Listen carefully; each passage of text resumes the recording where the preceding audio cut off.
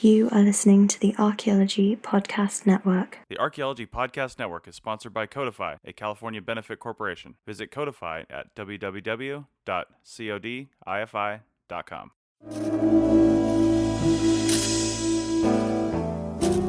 This episode is sponsored by training webinars at the Center for Digital Archaeology. Check out digitaltraining.site for the class schedule and to register for an upcoming webinar.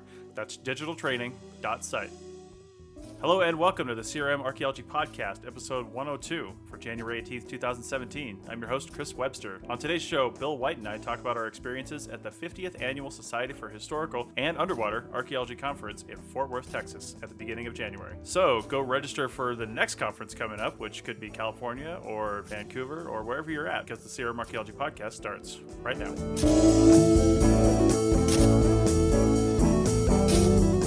Hey, so as I said in the intro, we're this edition of the CRM Archaeology Podcast. We were hoping to record at the venue at Fort Worth, Texas, at the Omni Hotel, where the 50th Annual Society for Historical and Underwater Archaeology Conference took place. However, Bill White, who's with me today, we couldn't even see each other more than like twice the whole time because we were so busy. So how's it going, Bill? Pretty good. Yeah, I'm back to Tucson now, where it's not snowing. Yeah, and I'm in Reno, where it's snowpocalypse. Actually, the flakes are actually getting bigger and more dense as I'm speaking. So it's actually quite horrible. I took my wife to work this morning. We're on a sunny day. In traffic, it takes 20 minutes for her to get to work, and it took almost an hour today just to get there. Wow. And it's terrible. Yeah.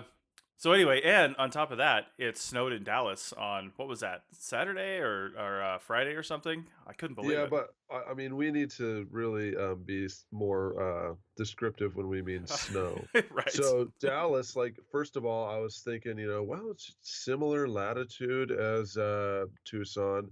Mhm. How it says it's part of the West. How different could it really be? It was freezing there. It was Yeah. freezing. And like the last time I was that cold at the SHA in January was in Quebec City. And there was like ice, all kinds of stuff. I mean, it's normal for Canada, but we all look at it like it's strange. Like, going to a hotel where you can get, your drink in an actual cup made out of ice. Right.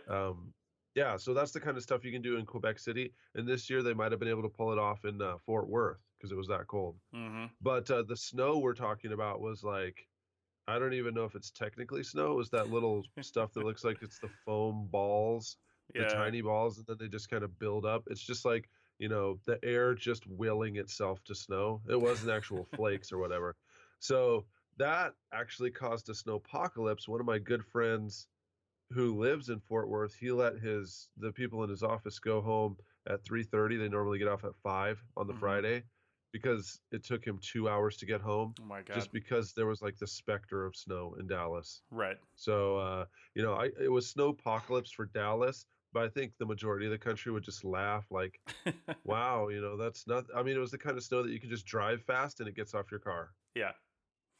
Yeah, it was the only thing that I was really surprised by, I mean, aside from the maybe snow, was the cold. It was but that's a factor of the SHAs. I mean, they're always in the first week of January. I think maybe they thought they'd escape that a little bit by having it in Texas this year. But I mean, it was like 13 or 14 degrees Friday morning when we were leaving our Airbnb to head to the hotel. I mean, it was frigid. Plus the wind chill, because it was windy the whole time we were there, I think. Yeah. So yeah, it was pretty crazy. Yeah, I don't think that's normal for Fort Worth. But aside from that, I feel like now, Bill, you've been to a lot of SHAs. I don't think you've missed one in a long time. And I mean, what was your sense of attendance this year for that conference? Because it seemed to I was in the tech room, which was actually really just the exhibit hall. There wasn't even anything saying it was the tech room. We were just like the first tables you saw as you came into the exhibit hall. And I feel like we had pretty consistent traffic for the Thursday and Friday that we were in there. A lot of people coming through, but I didn't see, because I was so busy with that, I didn't see any papers go to any presentations or do anything like that. So what was your sense of attendance this year? Do you think, I have heard people say that it was down, that attendance was down? Yeah, I'm actually in the process of writing a blog post before this about my experience at the SHA, and I've been to all of them since like 2002, except for a couple of them. And this one was one of the smaller ones. There was fewer people. Yeah. I know one thing I noticed just being in the exhibit hall, that there seemed to be, maybe I was just aware of it more, but there seemed to be a higher presence for the underwater archaeology folks. There was some underwater ROVs and a bunch of things. I think, in fact, we may have been one of the only ones in the tech room besides Dina and Tidar that weren't underwater focused. Did you notice that at all? No, I didn't notice that, but I did notice that it seemed like there was more underwater symposia, but actually I think it was just that there was fewer terrestrial, Right. so they were closer to even. Usually there's way more terrestrial talks than underwater ones, so I don't even know what's going on too, because 2016 was a relatively good year for CRM. Most of the people I know had a job, so and I also know a lot of rad projects went down this last year, but for whatever reason, folks just didn't go to the SHA. Right. Well, I don't know.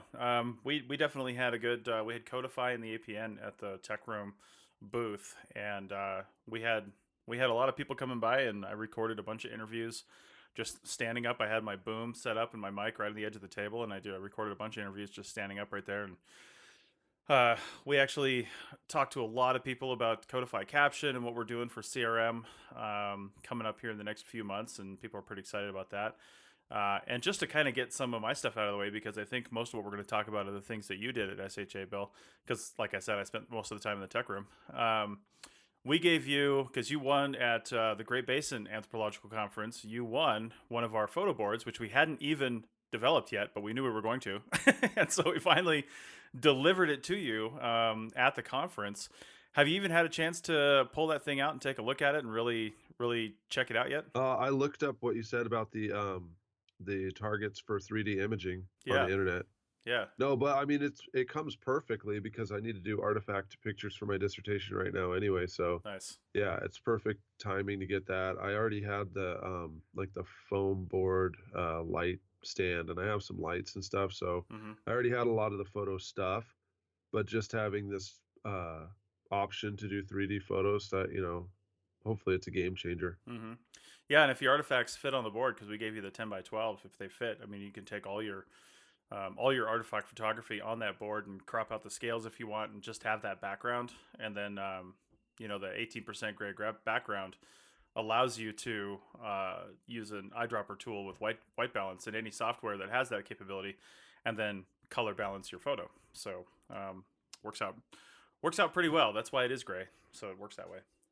That's pretty cool. I didn't Yeah. know that. Yeah. So yeah, we'll have some tutorials and things like that coming out regarding the photo boards here in a few weeks, probably.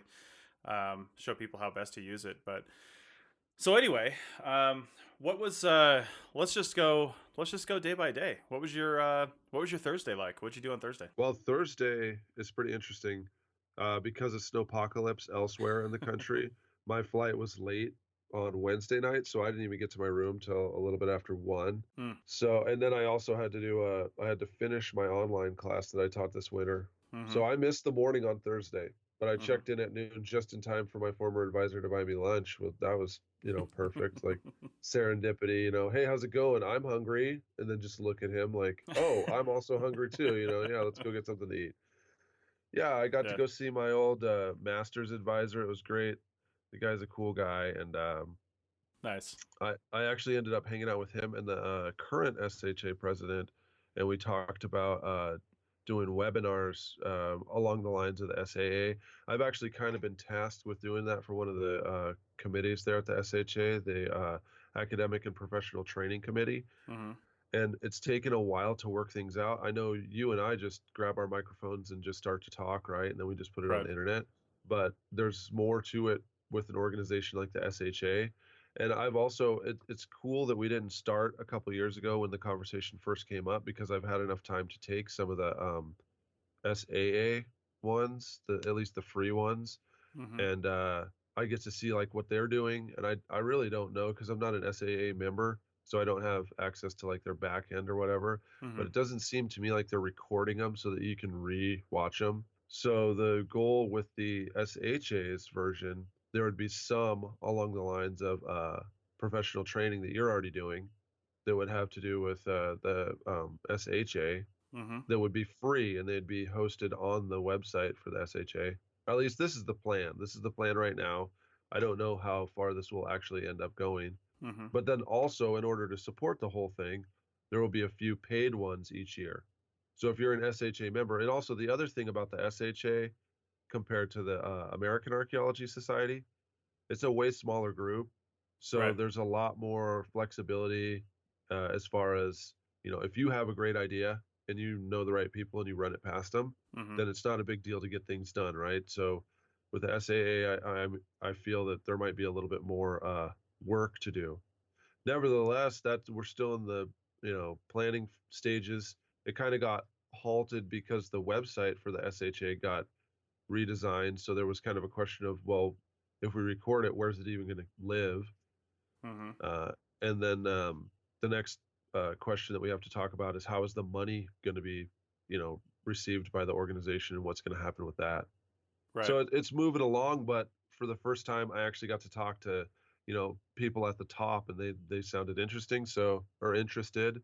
So that's going to move on. Well, And that's then what good. did I? Real quick, let me comment on that real fast because I was at the SHA in Seattle. Was that 2 years ago? Um, and we had a conversation in the tech room at the end there. It might have been the tech committee meeting or something like that. But we talked about doing webinars and podcasts, and I don't know if that's when it first came up or not, but I was all about. I had just started the Archaeology Podcast Network. I've been doing this podcast for I think 2 years at that point because we're at 4 years now. But I had just started the Archaeology Podcast Network, so we were actually looking for new shows and things to add. And I mentioned having, we could have an SHA show or a historical archaeology show sponsored by the SHA or something like that. And we had some good back and forth for a few months, and then it just absolutely completely died, and I haven't heard anything about it since. So the way I feel about organizations like the SHA and SAA and even like ACRA, AAA, things like that, doing their own podcasts or webinars is that, well, first off, like you guys are finding out, you have all these problems that you're trying to work through to make this happen. Like you're finding out, you're not really set up for that, right? These organizations are not really designed for that. They're designed for putting on these conferences and having resources for their members and ethical principles to follow and things like that. So why not take podcasts and webinars and give them to organizations that are set up to do that? And the organization can sponsor it and even have the material housed on their website if they so choose, so their members can find it, but know that it's sponsored by that organization. The content is driven by the organization and it's sponsored by the organization, but all the technical aspects of housing the material, recording the material, editing the material, doing all those things is actually given to an organization that can do that, like the Archaeology Podcast Network. And in the future, because I don't think we're actually ready for this now, but we will be soon. PCS could do all the webinar video stuff. We're actually going to be getting some space here in Reno where we can film indoors, green screen style, and have some really good. We could really be able to step up our video production. And the same with Archaeology Podcast Network. We'll be able to broadcast in that space as well with some new video podcasts we'll be doing. So it sounds like I'm tooting my own horn because I head the Archaeology Podcast Network and I'm a founder of PCS, but there's nothing else set up to do that for archaeology right now.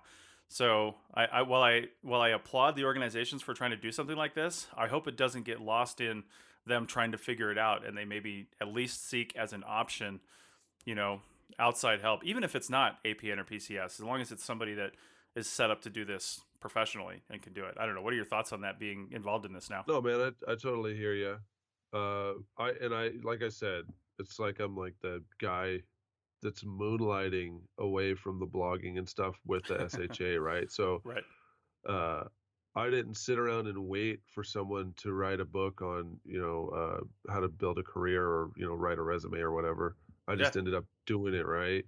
And it wasn't that my company that I was working for at the time thought it was a good idea, or the university. I mean, yeah, at Arizona, I'm pretty sure it's not like a lot of people really uh, are impressed by the fact that I made some ebooks, right? Or that I blog. I mean, they think it's interesting, but that's probably as far as it goes. Now, Hmm. like I said, I don't know everybody at Arizona, and actually, I'm like meeting more and more grad students today, which shows you the deep, deep cavern that I actually am in most of the time. I don't even know like what day it is.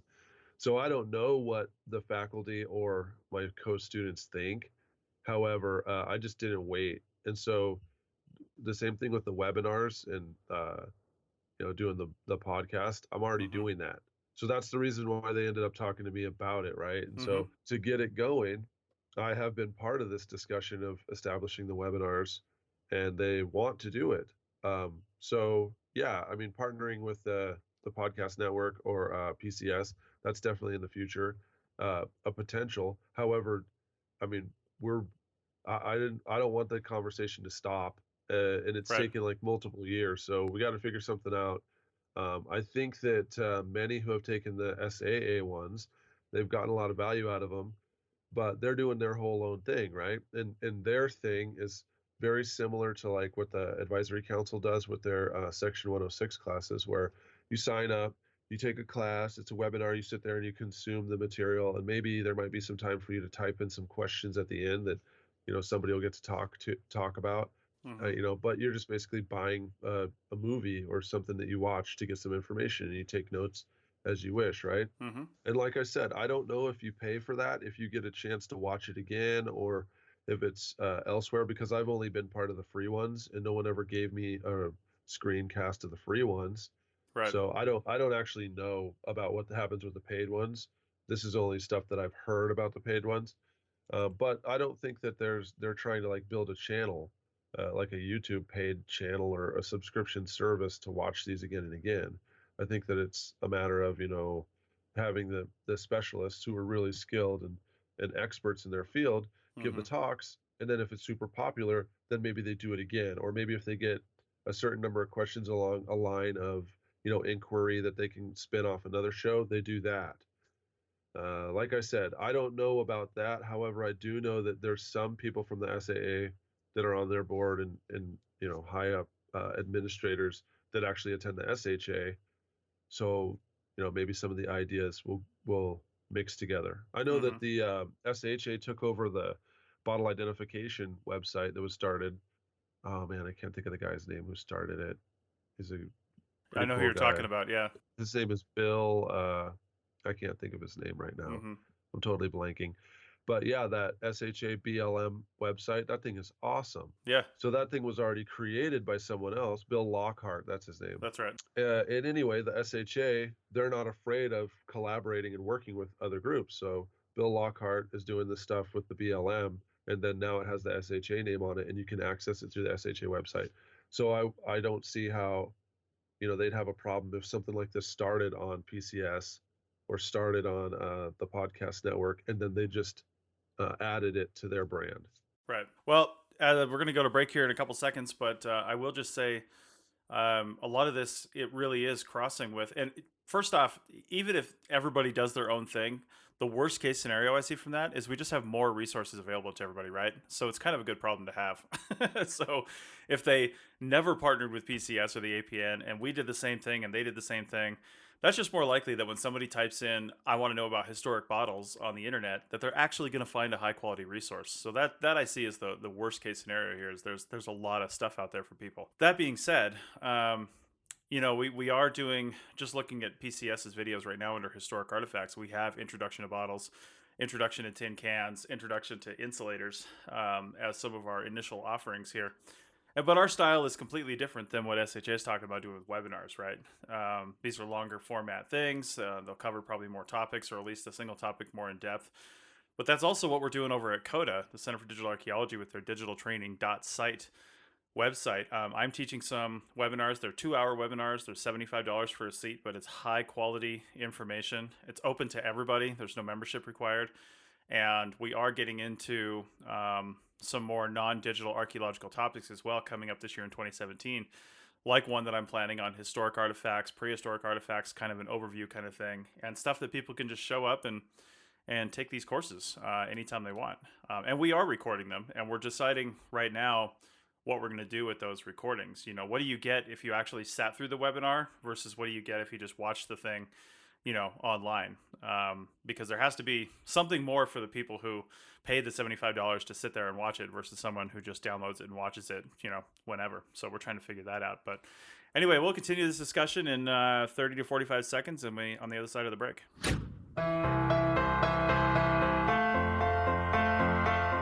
At digitaltraining.site, we believe that spending money on learning is great if it helps you solve a problem. If you're a cultural resource management professional, you want to make your workflow faster and more efficient to beat your competitors. If you're a student or young professional, you'll want to learn marketable skills to get that job. If you're a faculty, you want to stay up to date with teaching topics, but you feel overwhelmed by all the technologies and tools out there. Digitaltraining.site is for you. You'll get relevant topics by top-level instructors and downloadable materials at an affordable cost. And if you're an enrolled student, apply for a scholarship and attend for free. Start learning now at digitaltraining.site.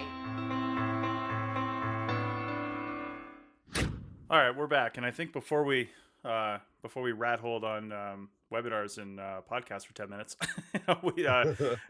you were about to say some of the stuff I think you saw Thursday afternoon, and we were going to comment on that.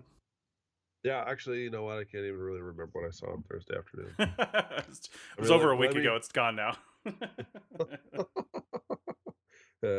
Oh yeah, the Ethics Bowl. So that's one thing that I hope that there's people out there that are interested in the Ethics Bowl. The way that it's been set up, it's been universities sponsoring teams of students. They could be undergrads or graduates. So first of all, do you guys even know? Do you know what Ethics Bowl is? You know, I do, but I've never gone. I've never seen it. So give it a description for our audience. So it's pretty much like a long, protracted form of Jeopardy where there's no right or wrong answer. And they pull questions. People submit questions, and the judges pull the question out, and then they give it to the teams, and they have to like deliberate together and decide what would be the most ethical course of conduct. And I don't remember what the question was, but for the second year in a row, the University of Idaho won. However, this year there was like almost no teams. So they're thinking about expanding it to be just anyone. You can put together a team of your company, or you can put together a mixed team, or it can be like whatever, just kind of like a 3-on-3 basketball tournament of archaeology ethics. Dude, that would be great. I love that idea, and it needs to be CRM firms involved. And then next year, one of the questions has to do with some scenario that's called something else, but is the Dakota Access Pipeline. A pipeline wants to be built across South Dakota land. Right? No, these are, and the ethical questions are actually based on situations that people have had to deal with. So, the University of Idaho won, and to entice people, the last year was the first year of the Ethics Bowl, and Idaho won then, and the grand prize was $500. Wow. And I think it was just money for the team.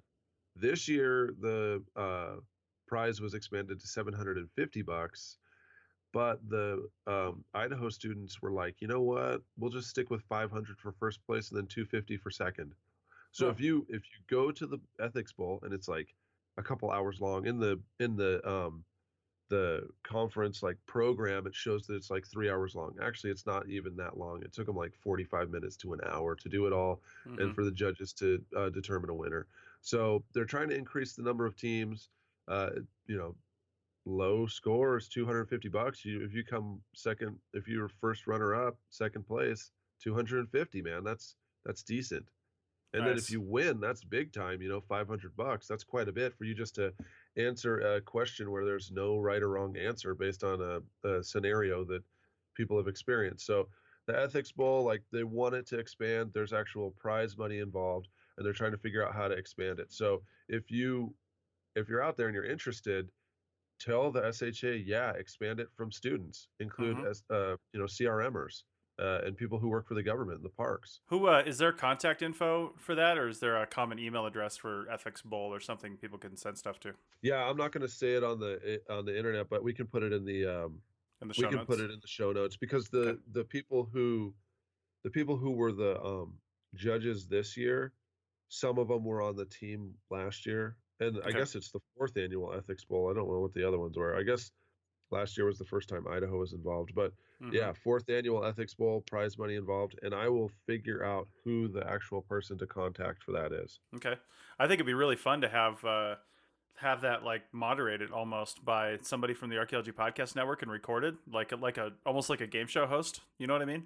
I think that'd be fantastic, right? And we could cut it all together for a nice episode of a podcast. That'd be awesome. I'm always trying I to don't. work the angles. Yeah, I was gonna say I don't know if it'd be like that interesting to hear people bungle around over ethical questions. Like, let's say you run a podcast network, and then you hear that someone else is gonna do a podcast. What do That's you right. do?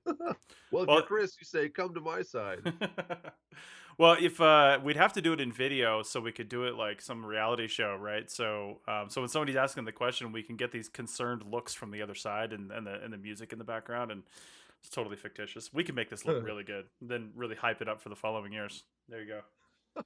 I know what I missed on Thursday afternoon that seemed amazing. It was a session on mummified human remains from early Mm, modern period, and I know several of the people who gave talks in that, and I already know that there's cultural traditions in Finland specifically hmm where mummified remains are part of the actual like celebration or whatever. And so I've right. talked to him about it, and I missed it because I spent my time doing other stuff, and I actually was kind of kicking myself over that. hmm Well, let's talk about some of that other stuff because in years past, I think this was maybe not last year, but a couple years ago at least, you did you talked to some people about the Society for Black Archaeologists, and now that's really taking off, right? Where's that sitting at right now in the SHA? Oh, it's exploding. So that's the thing. I don't know if it's not really, I mean, we're SHA members, many of us, but I Mm-hmm. have a feeling that it's just going off on its own.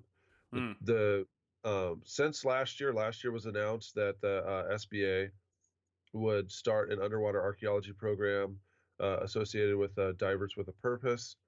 mm-hmm. It's kind of an interesting combination of things. But the Smithsonian and NOAA have a slave wrecks project where they go to different countries that were part of the African slave trade, and they try to identify wrecked ships. Uh, part of part of that, there were members of the group Divers with a Purpose, which is um, mostly African American archaeologists who just realized there was a space for African Americans to learn how to train other people how to do diving. Hmm. So at that point, before 2015, it was just the African American divers working with the underwater archaeologists from the National Park Service. So in 2016, they approached the Society of Black Archaeologists and asked if there was any way to train. They realized that it's easier to train an archaeologist how to do underwater archaeology than it is to train a diver to be an archaeologist because we already have the education. And I know it's terrestrial versus underwater, and there's probably some underwater person out there that like spit out their beer and is screaming at the screen right now because no, you fools, it's totally different, right? Right. So I mean, yeah, perhaps we are fools. I don't know. We're naive, but we're learning how to be underwater archaeologists, and we're just doing what we can do. Mm-hmm. So the there's a couple members from the SBA who have gotten PADI certified, and in order to be on the Slave Rex project, you have to have 30 dives Wow. under your belt before you can actually start doing the underwater archaeology on this particular project. Mm-hmm. So they're getting their 30 dives in, and this summer there's going to be a field school, a public archaeology thing that's joint terrestrial and underwater that the Society of Black Archaeologists is going to be administering in St. Croix. Um, it's going to involve Crucian students, Crucian youth doing the terrestrial component, and then there's also there's already an underwater diving program for Crucian youth that will participate in the underwater archaeology part. And the problem is they're kind of looking for a wreck that they can survey or use. And if that doesn't work, it'll be reef restoration work underwater. Okay. So that's happening. And then as a result, the SBA has to be serious. It can't be any more of like, the just the black people in a corner at the SHA talking about archaeology and and what we can contribute. Now we have to form our own actual group. So that's what's really exciting. I don't know about the details yet because after the conference, we have to have another meeting on who's going to be the board of directors, but it has to organize as an official organization, either a LLC or a 501c3 Oh, okay. or a corporation or something, because it has to establish a legal framework for taxation so that it can actually get funding from institutions, right, for grants and stuff. Mm-hmm. So that's the step where we're at. We have to have a vote to see who's going to be on the board, but the project in St. Croix is going to be at least 3 years, and right now it's the first folks are starting up, and we don't have any spots really for students or people who are outside of the association because we don't have any money to provide. It's going to Mm-hmm. be us doing it all, but by figuring out our legal framework this year, then we can ask for grants for next year, Right. and then the years after that. So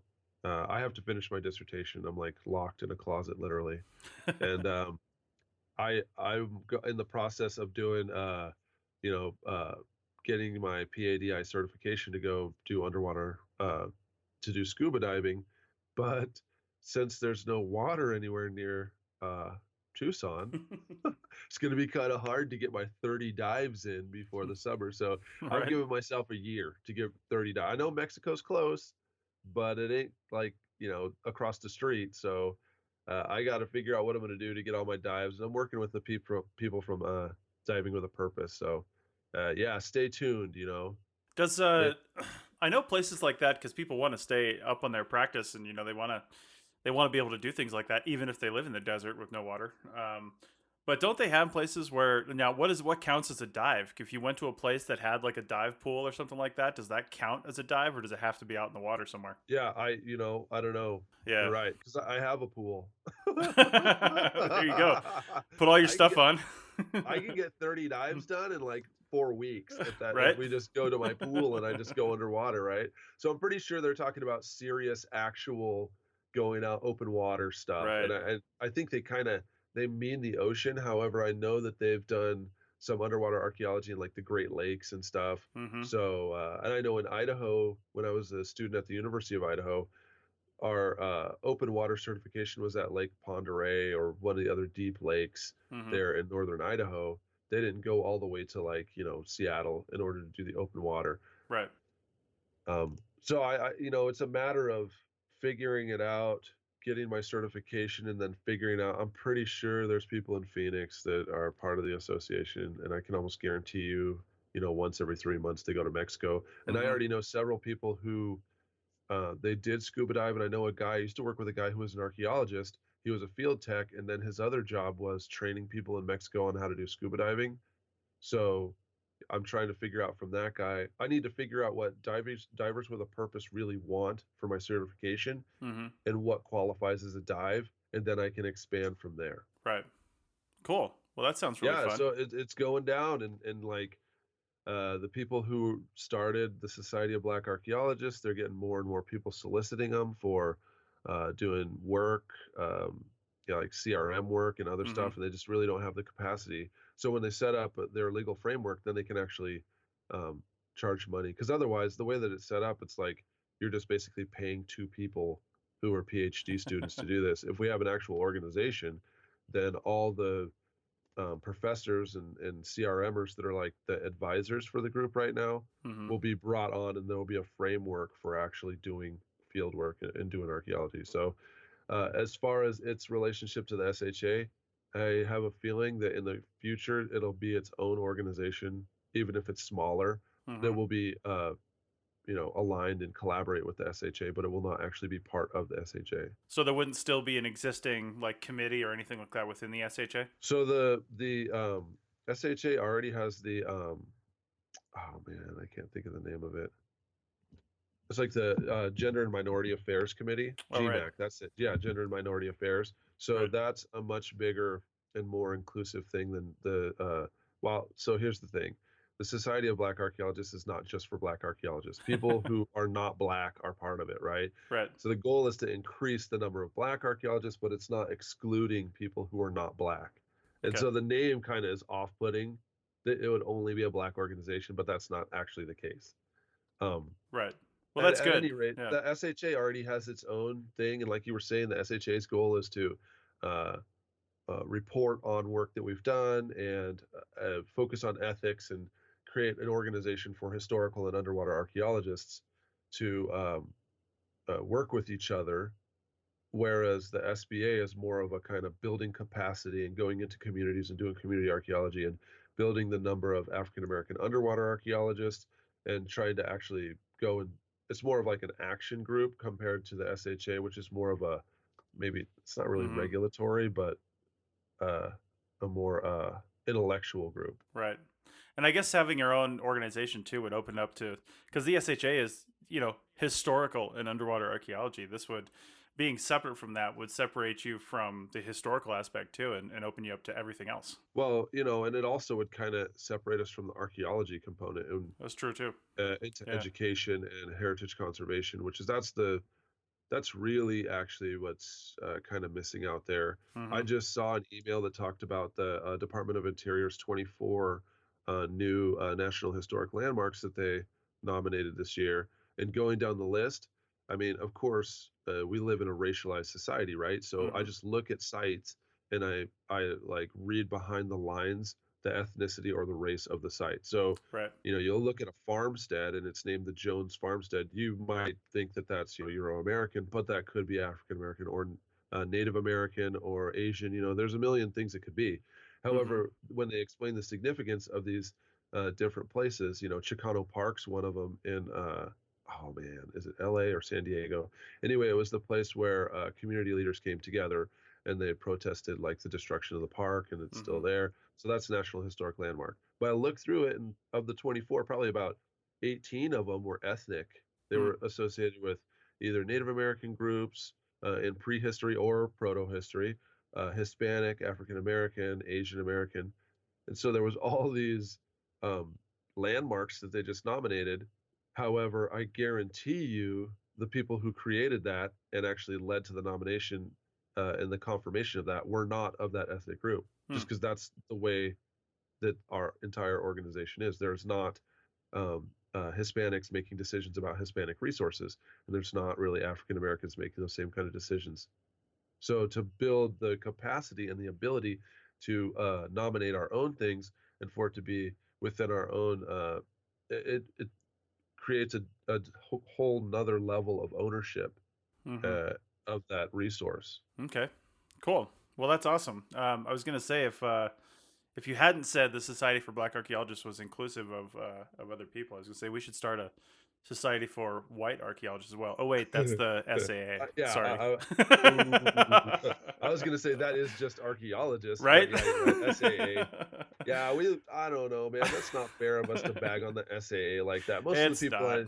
Most of my friends are SAA folks. Like right now, the social media sphere is like, who's going to SAA? Who's going to go? And the Mm-hmm. time of year it is always not good for me Mm-hmm. because the winter time it's always like, wow, there's snow, so I guess I'll go catalog the 5,000 artifacts that we dug, like that, or I guess I'll work on these 4 things and build screens or something like that. I mean, in CRM, there's like nothing to do in the Yeah. winter. So then when spring's pop and it's like finally the snow's gone and there's contracts going down, there's stuff for me to do. And then right in the middle of that is SAA and Right. your whole office goes. And so then I guess we just all like watch, Vikings or whatever on our computer and monkey around on Facebook while all of the bosses, the entire cultural resources division is all at the SAA. Mm-hmm. Um, so as far as being a member of that it was never as attractive as SHA, but also I'm more interested in historical archaeology and I do more of Right. that. However, I've been to the SAA plenty of times and it's almost always, well, who's going to stay back in Seattle and actually do work because this project is going on? Mm-hmm. And I know 9 of the 12 archaeologists are all going to go to this, but what are we going to do? How are we going to keep this week of work going? Because all our bosses and everybody else will be gone in the middle of projects. Right. Whereas January, there's nothing going on. That's a good point. I always sort of make fun of the SHA and be like, why would you have your conference in first week of January? Because, people just got off of vacation probably, with their families, and now they're going off onto this conference, and there's always winter problems. I remember you talking about Quebec and how hard it was to get in there. But Uh-huh. that being said, I talked to I talked to Charles Ewan, one of the former presidents, on the podcast, and said, "Why January?" And he said, "Well, SAs is in the spring. I think Triple A's is in the Triple A's is in the fall. So and field work is over the summer. So we were just kind of left with winter." But he said also the same thing you did is, it's easier from a work standpoint for a lot of people to make it to this conference. So Yeah. because there isn't a lot going on at least in North America and in the wintertime. So anyway, let's Yeah, pick this. Go ahead. and being a smaller conference like that, maximizing that is important because Yeah. the membership is like a third of what the SAA is. So making it in a time that people can actually come to the conference, that's much more important than a Yeah. bigger, more robust organization. Right. All right. Well, we're going to finalize this discussion on the Society for Historical Archaeology meeting and underwater. Sorry, I always forget that. When we come back on the other side of this last break. The Archaeology Podcast Network's conference channel is a collection of interviews from conferences around the world. Interviews are usually posted during the conference with minimal editing, so you, the listener, can be there virtually. Check out the conference feed at www.archaeologypodcastnetwork.com/conferences. Now let's get back to the show. Okay, we're back for our final segment, and I want to bring it back just real quick to something I noticed because again I had a limited view of this conference, being in the tech room most of the time.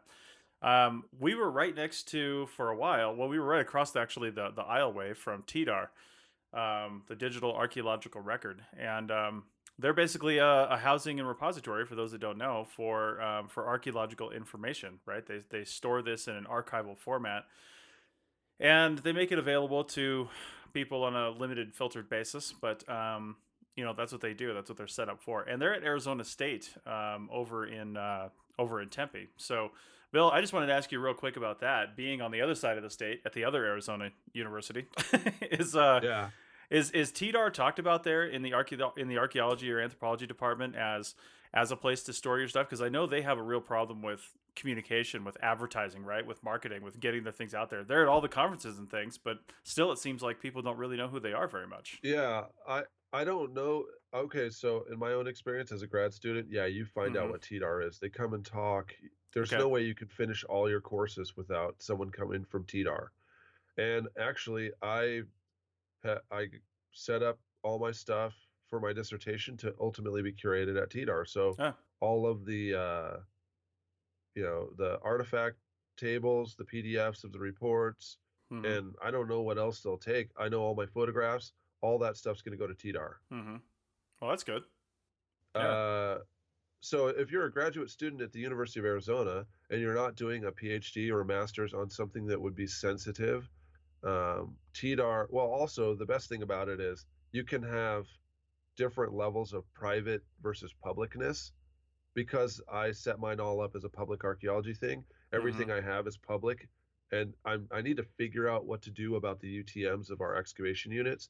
However, because a lot of this is on private property, I mean, you'll get sued if you go out there and dig. So Right. in some ways, I actually don't have to worry about that as much because uh, the private property owner is the one who can actually take legal action against someone looting their site. Mm-hmm. For other people who maybe are doing degrees on something much more sensitive, it's an absolutely awesome idea to give all their stuff to TDAR, but then set it so that it's private, so that only people who have passed the screening can see what you actually did. And I don't know how they handle. I know they don't take video, and I don't know how they handle audio files. So mostly this is digital files like data, UTMs, maps, Mm-hmm. Excel tables, reports, PDFs of reports. And I really don't know what the problem between people giving their like CRM companies giving their information to TDAR. Right. I know that they're required by law to send all that stuff to the Arizona State Museum, the hard copies and everything. Mm-hmm. However, it seems like there's kind of well, we did what we're supposed to do.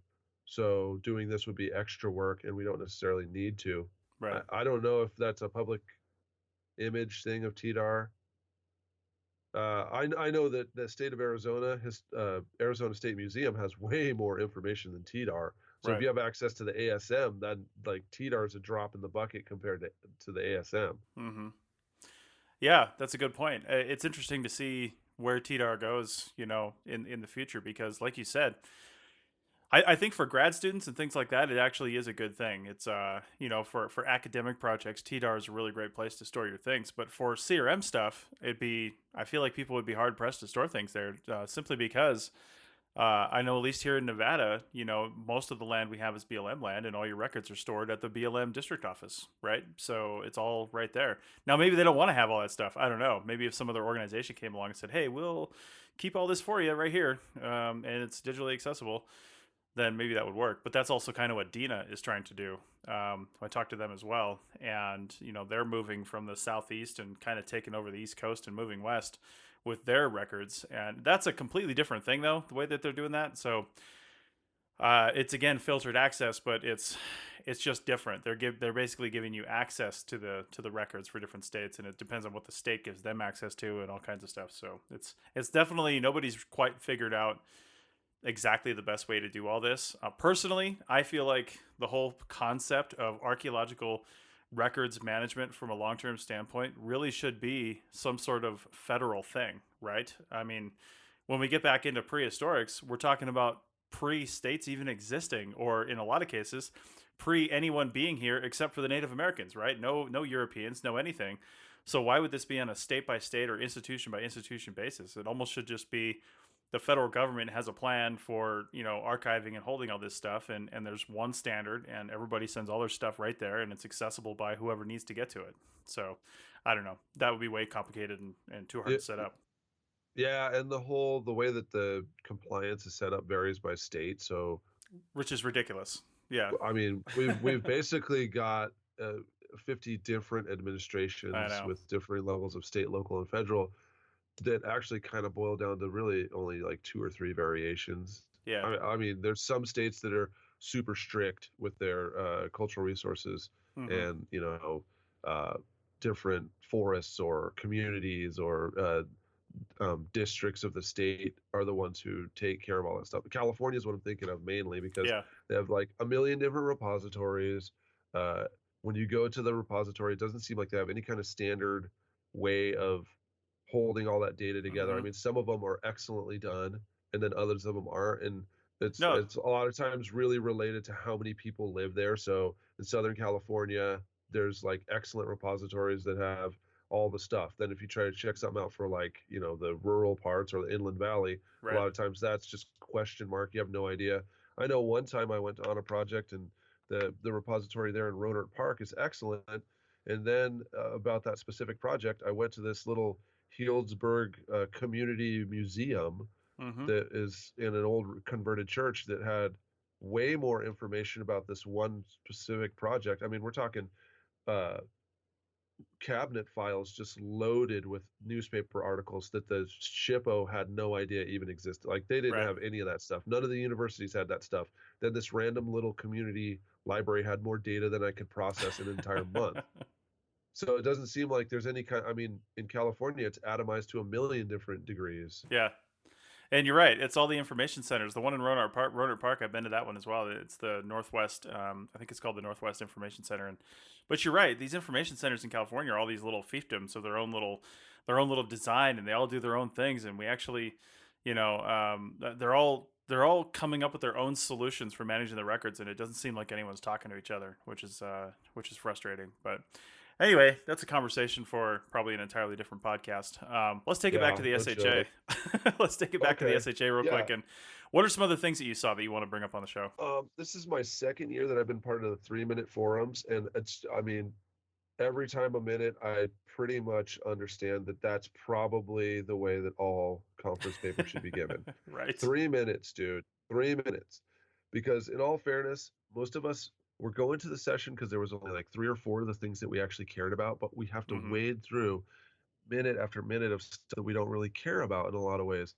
3 minutes. What do you actually think? It can be boiled down to like a few sentences, right? So this is the second time that I was part of the 3-minute forum, and in the academic and professional training committee meeting, we were talking about maybe, or not that, in another workshop that I took, anti-racism workshop, which we'll go into that in a minute. But we were talking about some of the things we can do to increase access to the conference, because it is so expensive, would be to televise, or not televise, but screencast or record or make available some of the sessions to wider audiences. And a 3-minute session is, almost 100% geared towards this, because nobody goes over 4 minutes. There, most of the time you don't have enough time to throw in a boatload of jargon and stuff like that, so you have to just speak straight to the point, like, what did you find? And I was in the one this time that was on privilege, and some of it was like white privilege, some of it was privilege as archaeologists, some of it was the way that our work gets co-opted to uh, bolster arguments for white nationalism and stuff. And it's great because there's 3 or 4 talks, and each one of them is 3 minutes long, and then there's 15 minutes of conversation, and everybody is asking questions and talking about the themes of those talks, and plenty of times for breaks, plenty of times to talk. I mean, if you stay under 3 minutes, you get candy, so there's food even involved. And like I said, I'm pretty much down in the 3-minute forum. Like, yeah, I'm almost always down for that. And then that's the other thing. It leads into the other thing that I did that was great, was the anti-racism workshops. And Right. they are, I did it before in Seattle, and that was the first pretty much identifying structural racism workshop, which was absolutely useful. I talked to one archaeologist who's also an anthro professor, and he was saying, yeah, but that was like basic anthro 101 stuff. And I was kind of thinking, you know what? Actually, a lot of people don't know this kind of stuff. I mean, the fact that eyes are being raised and people are kind of being illuminated on how this whole thing works, absolutely useful. This is the 3rd year they've done it, but this year they actually did a second steps, taking steps towards becoming an anti-racist organization. So the SHA, so the incoming new president was there, the outgoing president was there. A lot of the people who are in charge are taking this seriously. And at the end, we actually created steps that we were going to do to make this a more inclusive organization. And they didn't all focus on racism or discrimination or anything. It was understood that we just needed to reach out to more publics and have more interaction with people who aren't archaeologists. And we came up with some concrete ways to do that. And then we needed to make sure that the conference is more accessible to a wider number of actual archaeologists and students. So televising, recording and live streaming sessions, that's, part in the works for the next one, the next SHA. Talking to people who live in that community where our conference is going to be and inviting them to come down. So in the months leading up to this, going on Skype to schools, talking to people in HBCUs, Black universities, talking to people who are in local museums, giving these Skype talks to try and pump up the public to come, and then creating a separate tier for the public to come to just see like a few hours of the conference, or making it so it's not $500 for you to come and see it.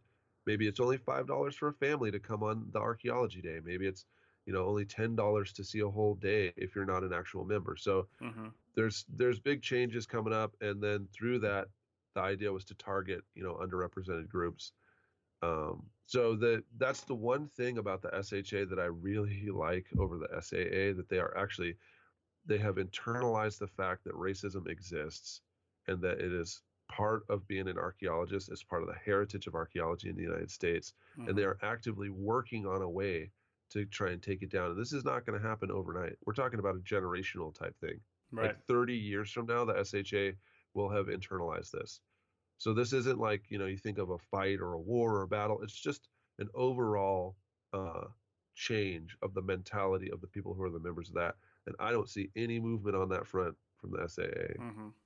Well, it's a shame that was my favorite part of the conference. It always is every year. I was gonna say, it's a shame that this didn't really start to kick off at the beginning of the current presidential administration, because now that we're just starting to get steam under this kind of thing as the Trump administration comes in, it really is more important than ever. I'm just saying, I wish it was a little more fleshed out, like if it was a little more advanced right now as we're coming into this, so we can deal with these things. But it's great that it exists now, and you guys are really making some headway, because I feel like going forward, racism issues across the board in all industries are going to be an issue, because that's the kind of thing that the Trump administration has, and the Trump campaign has, I wouldn't say promoted, but definitely not done anything about, and not dissuaded people from having those sorts of thoughts and actions. So it's a Yeah, yeah.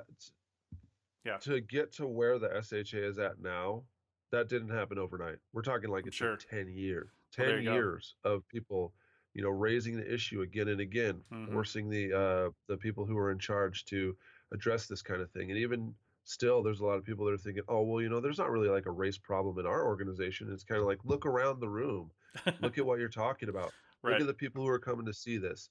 It's us talking to us, and us is the people who look like us, right? So Right. yeah, we do actually have a problem. There's a reason why they could possibly cut, funding for the National Historic, or I mean, regulations for historic preservation, Hmm. because we just sit in a room talking to each other, and we haven't been spending any time going out and trying to get other. You know what? I'll take that back. There's tons of people who are actually trying to get communities involved, and it's not like most Americans actually care about history or Hmm. historic preservation or archaeology. However, it's thoroughly possible to have an entire career without ever having given a single talk to any elementary class, or ever having talked to a city hall or anything. You can live your Right. entire career as an archaeologist and never ever talk to anyone who's not an archaeologist about archaeology, unless you're married to them or trying to get married to them. Right. So yeah, uh, say that this wasn't happening before Trump. This is the kind of stuff that's been happening for like a decade. Yeah. And before Trump even said before Hillary, before Bernie, the SHA already was doing anti-racism workshops 3 years ago. And Nice. it's just going to continue going on. Trump happened and everybody's kind of shocked. Fortunately, this organization was already in a position to maneuver itself away from the trap and Hmm. try and change the mindset of its members. Well, good. And I guess my only further comment on that is to address what you said. The guy that said this is like Anth 101 stuff. And you're talking to archaeologists having this, and it's like Anth 101 stuff. I think that's fantastic, because it should be a revisit of what you quote unquote already learned, because that's one thing we find over and over again is, I just mentioned this on another podcast. Like, I visited Pompeii when I was in the Navy when I was 20 years old, and I visited again exactly 20 years later just this summer. And I'll tell you what, looking at Pompeii through the lens of somebody who's not only 20 years older but also been an archaeologist for over 10 years, I saw it very differently than I did when I was 20, right? And you take your Anth 101 class typically when you're 18 or 19, and now you're sitting in this anti-racism workshop and you're getting this information through the lens of a professional archaeologist, somebody who's been around the block, seen a few different things, and can actually process and use that information in a more valuable way, I think, than you could when you were, 18, 19 years old or older. But either way, at least 4+ years back. So I Well, think we always need to revisit that. the organization that gives the anti-racism workshops, that's their job. That's all they do. They go Right. around to corporations and government institutions. They're not archaeologists. They work with all kinds of organizations to address this thing. That's their entire business. Right. Okay. Well, that's about it for this episode. Do you have any final thoughts on to wrap up this year for 2017? Some final insights into the conference. Well, the final thought that I was going to say is next year it's in New Orleans. Mm. So Yeah. that attendance thing will take care of that. And in 2021, it's going to be in Portugal. Wow. So that might be one that's maybe not well attended. However, my wife actually is interested.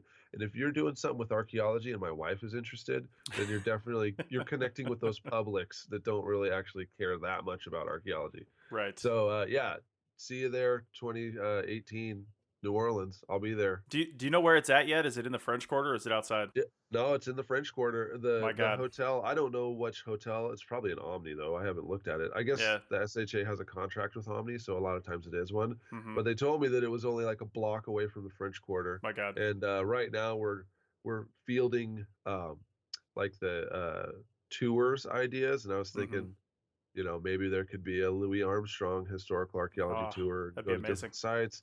There Yeah. also could be a really cool um, disaster historic preservation one about how they Yeah. saved historic sites after Katrina. So I mean, there's going to be a curation and deaccessioning workshop that'll be Hmm. supported. So the last couple times they've done those, they were absolutely slammed, because if there's one thing archaeologists want to know, it's how to get rid of the artifacts we dug up.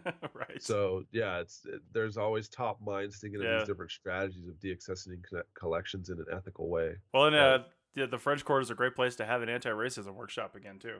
So yeah, and also with our like I said, the action steps of that workshop were to connect with schools and communities there in New Orleans, because we're going to actually be there, and to reach out and say, we see that you're doing good work. Is there anything that we can add, because we're coming to town and we do archaeology? Is there anything that we can do to help you? Um, is there anything that you need that we can help you with? That was one of the first steps to be more inclusive and to think about, us and them together. We have Right. our own mission, of course. I'm going to go and talk about probably something I dug up, and some high level, theoretical stuff like I do every year, but connecting with communities. And I would be overjoyed to see people of New Orleans just filling that public archaeology day thing at the conference, and kids and families and stuff, seeing some of the awesome stuff that's going on in Louisiana with historic preservation and archaeology. They did an amazing job in Quebec City. I was astounded with how many people were there, and I have a feeling that the local university that did a lot of the organization reached out to the community. I mean, mainly because there was, preschoolers and little kids there with their whole family, and the whole room was like jam packed. So yeah, they spent some time reaching out before the conference. Well, awesome. Well, thanks a lot, Bill, for joining me on this episode and rehashing the 2017 SHA. For all our listeners, if you want to connect with the Archaeology Podcast Network in person, we will be at the Society for California Archaeology meetings, which is happening just outside of Yosemite National Park at Tenaya Lodge. We've got a 3-booth setup there where we'll be there with Codify, PCS, and Coda. And then also, that's on March 8th it starts. And then at the end of March is the Society for American Archaeology meetings in Vancouver. I give them a lot of crap, but we'll be there giving them all kinds of money for booths. So come on. I love to give them crap because I love to do that whole like history, prehistory. But I love prehistory. Right. Yeah. It's absolutely interesting. And there's some historical there too. And I also like Vancouver.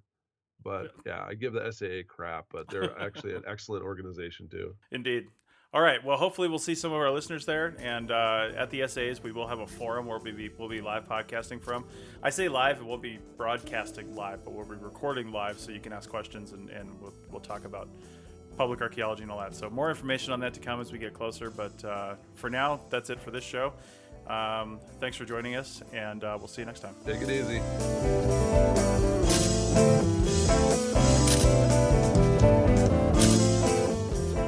That's it for another episode of the CRM Archaeology Podcast. Links to some of the items mentioned on the show are in the show notes for this podcast, which can be found at www.archaeologypodcastnetwork.com/CRM-ARC-podcast. If you like the show and want to comment, please do. You can leave comments about this or any other episode on the website or on the iTunes page for the episode. You can also email me at chris@archaeologypodcastnetwork.com or use the contact form on the podcast webpage. If you'd like us to answer a question on a future episode, email us. Use the contact form on the website or tweet your questions with the hashtag CRMArcPodcast, or you can tag @ArcPodNet in your tweet. Please share the link to the show wherever you saw it. If you share CRM archaeology-related items on Twitter or Facebook or anywhere else for that matter, be sure to use the hashtag CRMArc so the community can see and comment. If you'd like to subscribe to this podcast, you can do so on iTunes or on Stitcher Radio. You can also type the name of the podcast into your favorite podcasting app and subscribe that way. Don't forget to go over to iTunes and leave a review of the show. It helps us get noticed so more people can find our podcast and benefit from the content. Also, send us show suggestions and interview suggestions. We want this to be a resource for field technicians everywhere, and we want to know what you want to know about. Also, please consider donating to the Archaeology Podcast Network. Your donations help fund our bandwidth and contribute to our editing costs.